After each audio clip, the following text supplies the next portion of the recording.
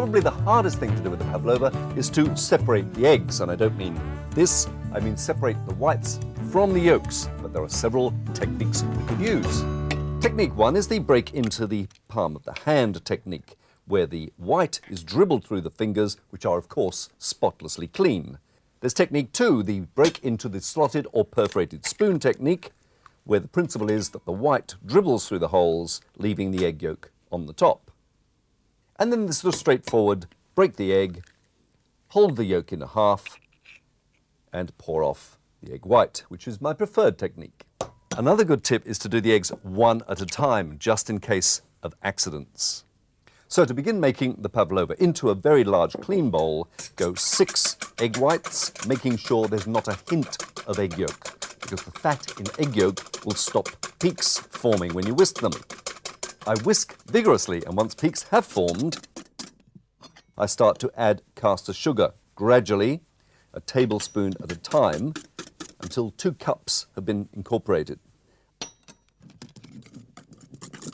Once that's happened, I whisk in a little mild-flavoured vinegar. A rice vinegar would be good for this, about 1.5 teaspoons, and the same of vanilla essence. And I add a little corn flour. Some recipes call for corn flour, others don't, but I like to use it to be on the safe side.